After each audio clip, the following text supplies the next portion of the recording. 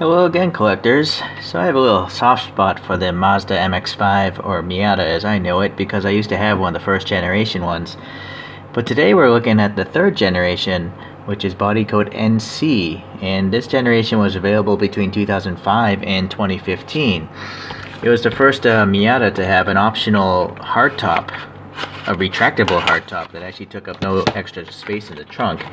But that was an option. You know, you could still get it with the ragtop as well. So Wikipedia is a little confusing. It says there's two designers of this vehicle, Yasushi Nakamura and then also Mori Callum. So maybe there's a change of the guard or something like that. But anyways, two people get credit for designing this third generation one. You notice the packaging here. It says SpeedGT, no barcode, nothing else, absolutely blank. Which makes me think this is probably like a dealership model, because it seems like dealership models tend to want to be anonymous. Okay, so we got this crystal case, pretty loose cover, so you probably don't want to pick it up by the top because it'll just fall out and break on the floor.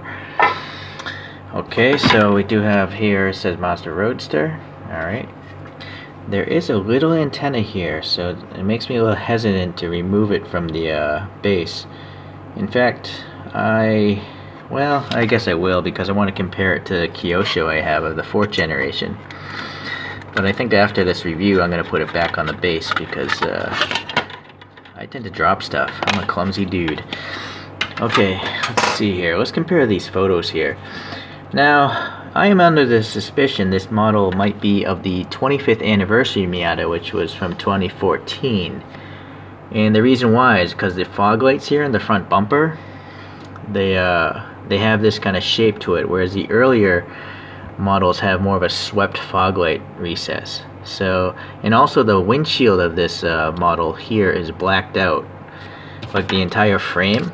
And so this 25th anniversary has a black windshield frame, and so does this model. It also has black mirrors, and so does this model. And also black wheels, so does this model. So I might be wrong, but I'm pretty sure this model is of the 25th anniversary. So hopefully you've been able to compare the model now to the photograph, at least from this view.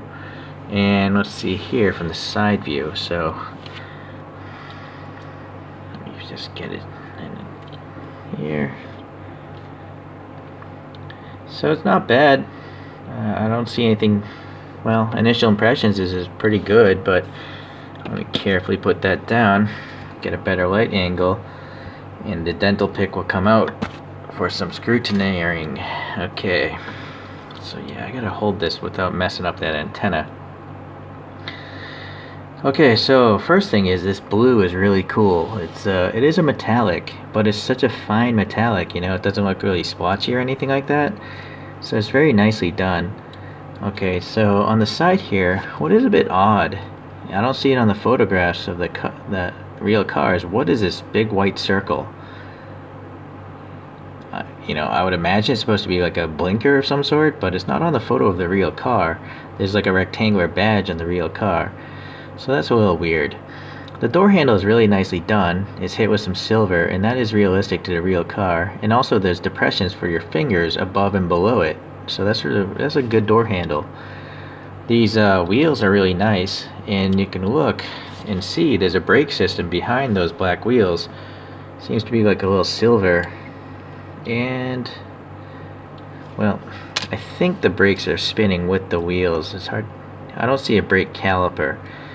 So yeah, it spins with the wheel, but I think it's still pretty cool looking. It looks neat to me. Alright, and yeah, it's a nice model. It's not gonna roll. It's just supposed to look nice. I don't think it's actually meant to come off that base. Okay, so speaking of the bottom here, or base, yeah, nothing. No credit. Doesn't even say what the model is.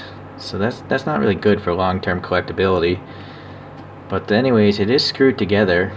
You can see though the back screw is covered by this exhaust system, so it is nice that there's a separate silver plastic exhaust.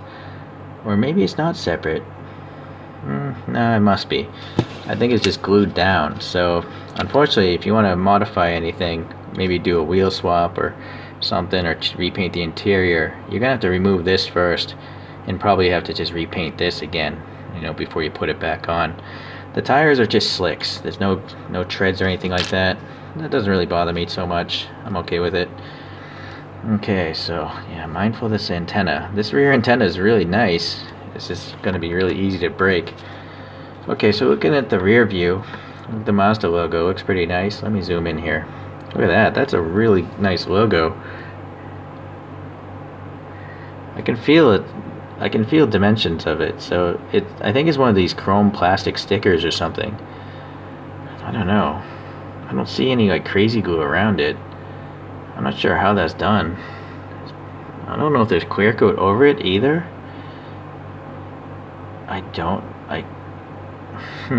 Hard to say. Sorry. It's possible it might actually be a foil sticker underneath the clear coat.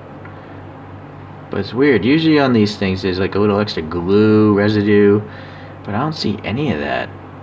That might be the nicest logo I've seen on a 1/64 scale car, as far as its execution goes. Anyways, it says Roadster there, so that's nice. And then the license plate also has some text on it, so that's nice. It's not just plain blank. The taillights, I guess, that's alright. I suppose there might be a different color in the middle here on the real car, but this is just molded all red. But it is a plastic insert, it's not paint, you know, so that's good. I think this is where a toe post or stud goes into that. And then we have three-dimensional exhaust tips. Look at that. I guess in a perfect world there'd be black in there, but it's still pretty good. Third brake light here.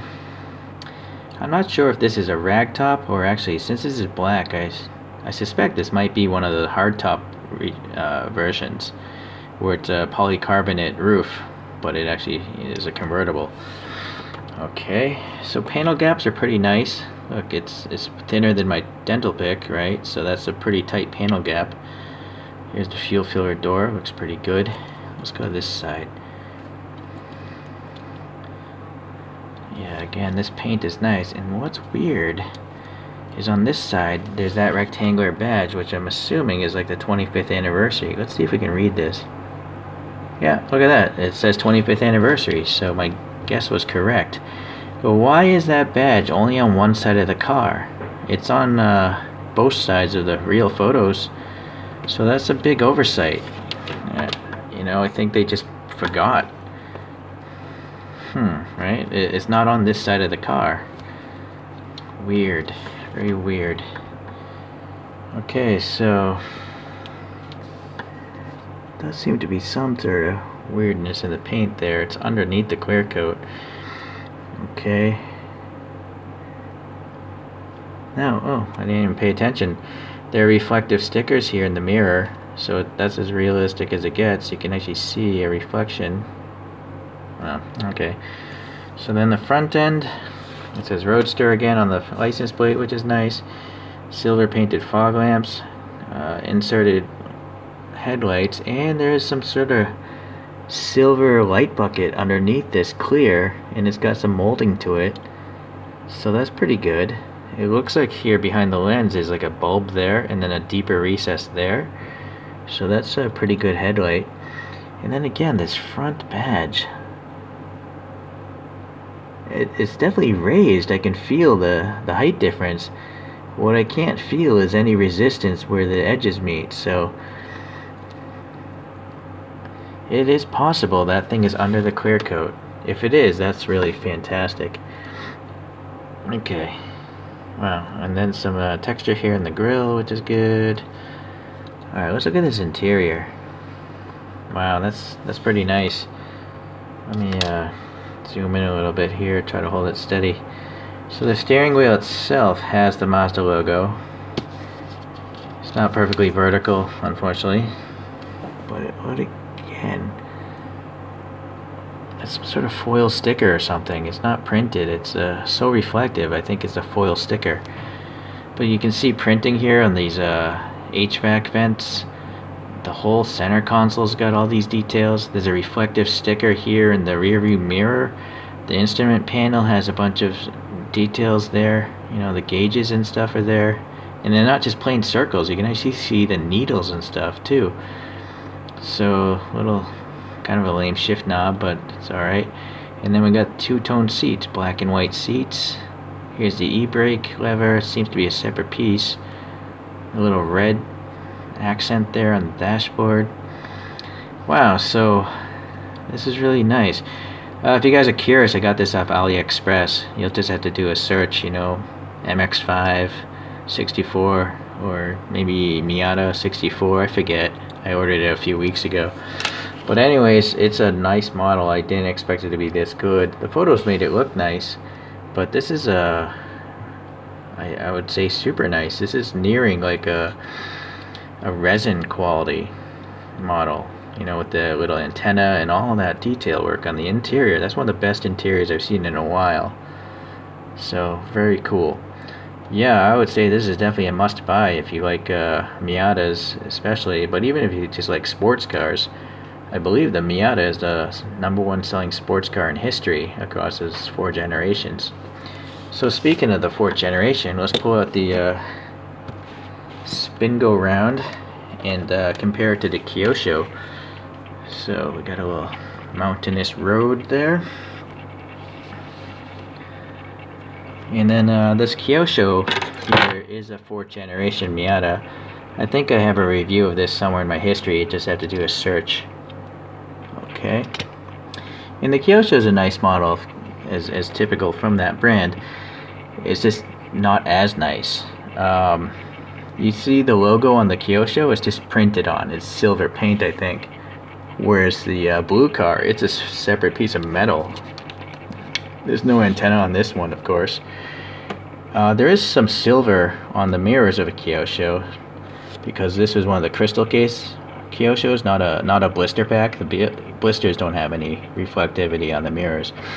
But Kyoshos just have plain black interiors in most cases, and this is the case here as well.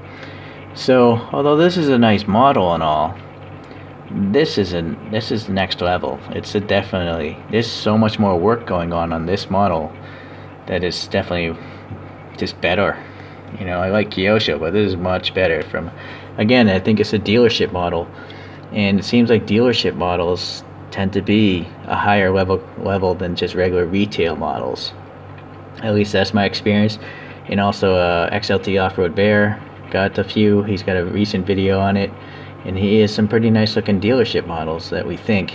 And I think maybe Twice Diecast has also some dealership models too. So okay, well anyways, let me just give you guys a top down view here. So you can definitely see that I'm pretty sure they're both 1/64 scale. Alright, because they're very similar in their proportions. Okay.